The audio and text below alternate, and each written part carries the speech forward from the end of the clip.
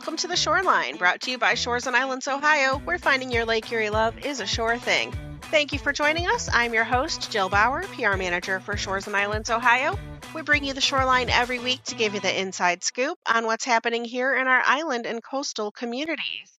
February, the shortest month, flies by every year, but that just means that March is right around the corner. March Madness, or in my case, Matness, as my family follows college wrestling instead of college basketball.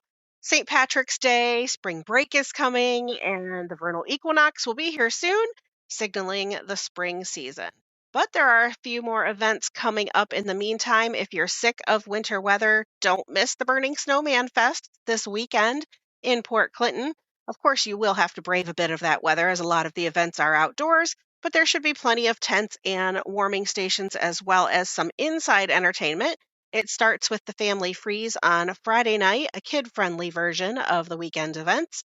Saturday's events are for 21 and older only and includes a stellar lineup of bands and concludes with the giant bonfire, the burning of a 25-foot snowman on the beach.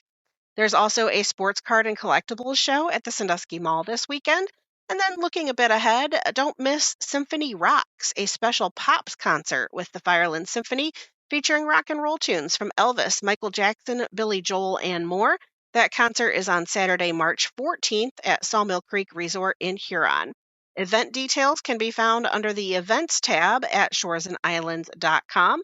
While you're there, don't forget to also check out the America 250 sub-tab to learn all about our trails and upcoming related America 250 events. And if you're curious about our winter into spring weather, is there snow? Is the lake still frozen? Is the sun shining? Of course, you can always take a live look with our 10 webcams, which are also available on our website. And this month's episodes are brought to you by the Great Lakes Rockabilly Road Trip this August. Turn your summer road trip into something unforgettable in downtown Port Clinton, Ohio. Happening August 1st, this one-day festival blends live rockabilly music, classic cars, vintage style, and lakeside energy along Lake Erie. Make a weekend of it with local food, shopping, and waterfront views, all in the heart of Shores and Islands, Ohio. Start planning your getaway now at shoresandislands.com and follow the festival on Facebook at Great Lakes Rockabilly for event and ticket information. We've got a few more upcoming events we'll be learning a bit about today with our guest from the Erie Soil and Water Conservation District. So let's get into today's episode. Joining us today is Valerie Sasick, who started as an AmeriCorps volunteer serving at Erie Conservation District in 2019. At the completion of her service year, she was hired as the Conservation Program Assistant and has since assumed the role of Stormwater Program Coordinator. Valerie is a proud graduate of Cleveland State University, where she earned her bachelor's degree in environmental science with a biological focus. As the Stormwater Program Coordinator, Valerie assists the communities in Erie County through public education and outreach, implementing Ohio EPA permit requirements, and providing technical assistance for local stormwater management projects. Valerie enjoys spending her free time doing anything outside and caring for her growing collection of houseplants. Opposite of me, I kill houseplants, Valerie. Welcome to the Shoreline. Perfect. Thank you for having me. Well, it's great to have you here. For those listeners that are maybe unfamiliar with your organization, what does Erie Soil and Water Conservation District do, and who do you guys serve? So the easiest answer to that question is that we serve both landowners and residents of Erie County. The district is committed to protecting, preserving, and restoring our natural resources, and we do that through providing education, funding opportunities, and technical assistance to all land users. So why does the work that you guys do matter to our listeners, whether they're residents of the area, visitors, or just people that enjoy Lake Erie? So our office actually has a couple different programs that encompass a very wide variety of land uses across Erie County. We help farmers in the agriculture community to implement conservation practices on their fields. We help our municipalities make sure that they're doing what needs to be protected for the local environment. And then with our residents, we also provide public education, and that's all just to make sure that we're all preserving the land and the water resources that we have for future generations. So for people that are just maybe fans of Lake Erie, how do the projects that you guys do, how are they significant to Lake Erie? Like, how does it affect the tourism for the area or just drinking water, those kinds of things? So Lake Erie is one of the 5 Great Lakes, and it's actually the largest freshwater resource in the entire world. Lake Erie specifically provides drinking water to more than 11 million people in the U.S. and Canada, and it creates an immense ecotourism economy for our coastal communities. Travelers from all over come to visit Erie County. In 2024 alone, our region welcomed 4.5 million visitors, and that generated more than $300 million in economic impact for our region. We are a great fishing destination. We lead the Great Lakes in sport walleye and perch harvests. We are home of one of North America's biggest weeks in birding. We bring tens of thousands of visitors to the birding corridor each spring. Recently, I learned that the Sandusky Bay represents one of the densest boating hubs in the Great Lakes, and it supports tens of thousands of boaters and brings millions of dollars to our local economy. Lake Erie really helps to shape the daily life here. It's why people choose to live, work, and invest in this area. Absolutely. And it's the main reason a lot of people visit the area as well. So, of course, keeping Lake Erie clean and productive should be important to everyone. You guys, the district has been sponsoring local showings of a documentary. It's called Ripples of Plastic. And you have a couple more showings coming up in a few weeks. So for listeners who haven't heard of that documentary, how would you describe what Ripples of Plastic is about? The main reason we picked Ripples of Plastic, there's a couple different documentaries that highlight, the dangers of plastic pollution, both from an environmental and a human health standpoint. But we chose Ripples of Plastic because it specifically focuses on plastic pollution in the Great Lakes. It talks about the ocean and the plastic problem there a little bit, but it really focuses on freshwater plastic pollution. And Lake Erie is right here in our backyard. There's actually a couple different organizations across the Lake Erie coast that are featured in the Ripples of Plastic documentary. Plastic pollution really threatens coastal communities like the ones in Erie County, like Sandusky, Vermilion, Huron. It not only impacts the ecosystem, it also impacts wildlife, water quality, and then in turn, it ends up threatening the long-term economic vitality of this region. The Ripples of Plastic documentary doesn't just highlight a local issue, it encourages us to better understand the ripple effects of everyday choices, the systems in place, the habits we have. It really highlights the problem of convenience that we've come to rely on for our day-to-day activities. It illustrates how what enters our waterway impacts, not just the environment, it impacts people, jobs, communities. There's actually a lot of pretty alarming health data surrounding plastic pollution that they share in the documentary. I don't want to give away any spoilers. Right. You gotta see it. It's not just about raising awareness to the plastic pollution problem. It's a clear illustration of how and why we need to call for change as a society. Well, I will give a spoiler, and this is just because this is in one of the event descriptions for the film coming up that I think is just an astounding fact to me. So it says that approximately 22 million pounds of plastic pollution enters our lakes each year. That is the equivalent of filling the Good Time One with trash 66 times. Yeah. Like that, just that visual, knowing, our friends at the Good Time One and how big that boat is and seeing it transporting people to and from the islands. And so I think that is an astounding visual to the amount of plastic pollution that enters our lakes. It really is. It's astounding. And it's, for lack of a better word, it's kind of appalling. Yeah. Well, how does the message of the film connect with the work that you are trying to do here locally? So part of my position with the district is, making sure that our communities do their part to keep the local water resources clean. But another part of my position is helping educate the public, not only on what stormwater is, but how it becomes polluted, what they can do to help protect the lake. We believe the first step to helping to correct a problem is raising awareness that there's even an issue to begin with. So in regards to plastic pollution or even just trash pollution in general, it's easy to throw something out your car window, or maybe, you forget it on the sidewalk and then you don't think about where that piece of trash is headed. But all of our storm drains lead directly to local waters. They don't receive any form of treatment. And the Ripples of Plastic documentary really helps demonstrate how these things end up making their way to the lake, whether it's maliciously intended or not. And I'm sure that a lot of it is not maliciously intended, right? I think people are just not thinking about the fact that all of that runoff eventually ends up in the lake. Can you think of any ways that that plastic pollution would show up in ways people might not realize? So the main thing that I was very shocked to learn about is the type of microplastics that's actually being released from our clothing. There's polyester, nylon, acrylic, different, manufactured fabrics that when they're being washed in the washing machine, there's actually fibers that are being removed from the clothes and then being sent out to the sanitary and storm system. With the water that's leaving your washing machine and with the wastewater treatment plants that we have, they're designed to remove a lot of different pollutants, chemicals, harmful materials from the water before it get during the treatment process.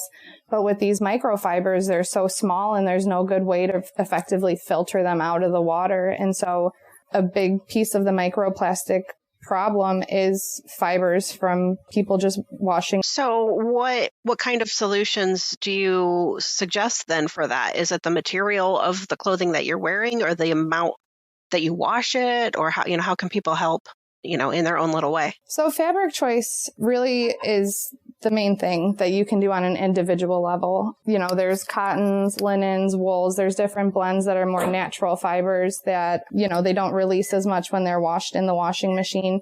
They do have different filters that you can put on your washing machine, but even, not all of those fibers are going to be able to be pulled out. It would be something that's better. Another piece that the Ripples of Plastic documentary is really trying to motivate in public opinion is calling back to industry where this all starts. Once the clothes are in the store, we're going to go ahead and buy them, but it's really about going back to the decision makers and the policy makers about what they're allowing to be sold in stores and what they're allowing our products to be made out of. Yeah, just something you just don't really think about. Like you said, once it's out there, those are the choices that we have. Mm-hmm. So that's what people are going to purchase. So it's good to help, educate people on that and on everything.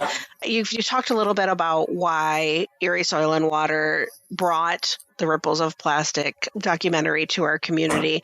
Are there other community activities that you guys sponsor, can get people involved in volunteering and helping, like I said, in any way? Yeah, absolutely. So a big part of our mission is both public education and public involvement. So we have, events where maybe we're just sharing information, or we have events where, maybe we're asking for a little bit more involvement on the volunteer side of things. We do storm drain stencilings for local neighborhoods or parking lots, basically just bringing awareness that this drain goes straight out to the lake without any treatment. The storm drain stencils say Lake Erie starts here. And so it's just really helping people recognize that, this is really where, the water that's reaching Lake Erie is starting. The Shores and Islands team actually participated in one of those stenciling opportunities where we helped stencil those storm drains. So I've seen them in Sandusky and I've seen them in Vermilion. Are there any other communities where those are or will continue to be updated? And what is the message, you're hoping to get across by that project? So the Lake Erie Starts Here storm drain stenciling actually is something that started as part of a work group out of Northeast Ohio. It's called NeoPipe. And so the group is centered around public involvement and public education. And then I know there's some groups in Toledo that have also adopted that same motto. Storm drains enter into our local water systems completely untreated. So the water runoff, when it rains, it picks up whatever's in its path. That includes trash, vehicle fluids, pet waste, whatever's there, it picks it up. And it gets carried directly to the drains along our streets and parking lots, and then it's dumped into the nearest stream or lake. And so in our area, all of that eventually makes its way to Lake Erie. We do the storm drain stenciling as kind of a visual reminder that, this drain here isn't being treated, nothing's being filtered out of this, and it really is just a reminder that the water that's being sent to Lake Erie is starting right here. So maybe don't flick your cigarette butts or throw your trash right there in the storm drain. There are trash cans for a reason, folks. Exactly. And cigarette butts and the plastic cigar tips, those are one of the biggest plastic pollutants that we end up pulling off of the beaches when we do our neighborhood cleanups. And shotgun shell wads are also among one of the leading pollutants that we pull off of the beach during those cleanups as well. So you mentioned the neighborhood cleanups. Is that something that you guys sponsor locally as well? Yes, we do. We have a green bean cleanup trailer, which is available to Erie County residents to borrow. It's stocked completely with cleanup materials. There's gloves, trash grabbers, safety vests, shovels, rakes. If you can think of it, we probably have it in there. And then we loan out, if you don't want to take the trailer, we also loan out just the supplies. And so we have a whole slew of equipment here. If they come and see the film and they get inspired to host their own neighborhood cleanup, that's something that we would be happy to be involved in, help lead the cleanup efforts. Or also if you just, know what you're doing and you want our equipment, you can come borrow it anytime free of charge. All we ask is that you provide some data from the cleanup for our reporting purposes as far as, where was cleaned up, how much trash was collected, simple stuff like that. So I participated in one with my kids' 4-H club a couple of years ago, and I guess I didn't make the connection that it probably was through you because we were cleaning up the beach at Lakefront Park in Huron, and that was something that they gave us was like a checklist of, what were the things that you were picking up from, were you finding food waste or plastic or metal or, there was a very process. I guess there was quite a process in collecting data. And I never registered where that data went or why. So that's really nice to hear, what you guys are doing with it and that you value that whenever anybody does something like this. After watching the documentary, what do you hope people will take away from that? I think the biggest takeaway here is that, we all have a choice. I go to the grocery store and there's a whole bunch of food that I can choose from. And so just making the right choices, learning about what's going into some of these materials that we're purchasing on a daily basis, different ways that they can get involved. A big part of the documentary is highlighting local efforts of different people that are doing these cleanups or that are fostering better ways for people to obtain these products. There's refill stores where maybe you're not buying a new bottle every time you're purchasing new cleaning products. Maybe you take your old one back and get it refilled. The key takeaway I would like people to get from watching this film is that we all have a role to play. Everything we do impacts the lake one way or another. And it doesn't have to be a heavy lift or a huge overhaul of your life to be able to just make a simple swap and just slowly progress towards being better. Yeah, small changes make a big difference. Absolutely. So where are the remaining upcoming screenings going to be? When are they at and who can attend? Well, everyone is welcome to attend. These are free events, but we are asking people to register ahead of time because we are providing refreshments for the film. And then we have a giveaway for attendees that's going to help kickstart their journey towards reducing single-use plastics. So we do like to have an idea of how many people are coming. We have 2 events left. We have a matinee on Saturday, February 28th at the Sandusky Library, and that's at 2 p.m.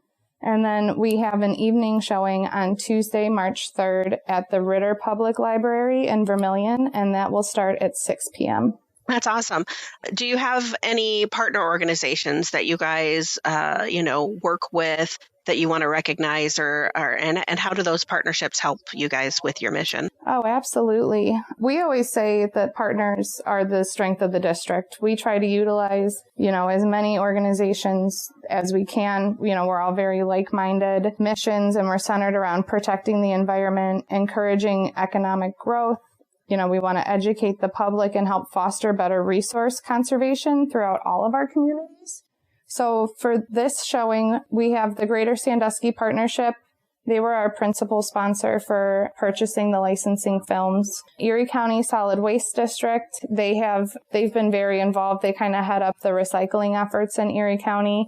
Shores and Islands has been a great asset to, these events. They've been helping with advertising and providing reusable straws for all of our attendees. The Erie Metro Parks, Friends of Pipe Creek Watershed, and then, of course, our local libraries. They're all very involved with different public education events and just getting people involved and getting people outside and enjoying, the beautiful nature that we have surrounding us. And as far as pre-registering to attend the events, do folks do that through the library links, or how do they sign up? Each library website on their events webpage, they should have a calendar. I'm not sure if you'd be able to search for Ripples of Plastic, but if anyone has any trouble, they could always give the district a call, and we'd be happy to walk them through registration. I can also say that both of those events are on our calendar at shoresandislands.com. So if folks go to the events tab there and pick a particular showing, so let's just say the February 28th Sandusky Library showing, there is a direct link to the registration page there as well. Perfect. Thank you.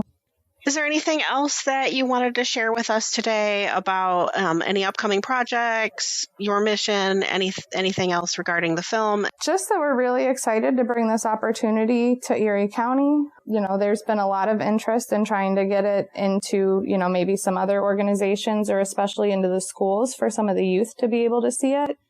We're really just interested in trying to help raise awareness and help people make more informed decisions. One good thing it's all good things coming out of this, but one new initiative that has kind of sparked from the Ripples of Plastic movie series is partnering with the libraries we've been hosting these events at, and they're actually going to be hosting cleanup equipment at the library so that if people are out in the community and, they have some time that they want to spend outside, they can go to the library, check out a cleanup kit, clean up in the area, and then just drop it back off and go on their merry way. That is really a wonderful resource. And we actually interviewed William from the Sandusky Library a couple of weeks ago, and it's not just books. Who knew? There's so much more to our local libraries. And yeah, you heard it here. So if you want to take part in cleaning up your community, you'll be able to check out a cleanup kit there at the local libraries in Erie County. Where can people go to find out more information about all of the work you guys are doing, about these upcoming events, and how to contact you? Like, for instance, if they, want to host a showing, or if they're in education and they want to get that available for their class. Of course. So we are all over social media. Erie Conservation District. You can also search Erie Conserves, or our website is erieconserves.org. And then it has our general office email. And so if you have any questions or want to get a hold of us, you can reach out through that email, and then we'll make sure that it gets sent to the right staff member. Very good. Well, thank you for joining us today, Valerie. Of course. Thank you so much. Special thanks to Valerie Sasick from Erie Soil and Water Conservation District for joining us today. And a reminder that all of February's episodes are brought to you by the Great Lakes Rockabilly Road Trip coming this August to Port Clinton. As always, thank you for listening. If you enjoyed this podcast, please be sure to like and subscribe wherever you listen to podcasts so you don't miss a minute of the action here in Shores and Islands, Ohio. You can also find more information, including past episodes of the podcast, online at shoresandislands.com. We will see you next time on The Shoreline.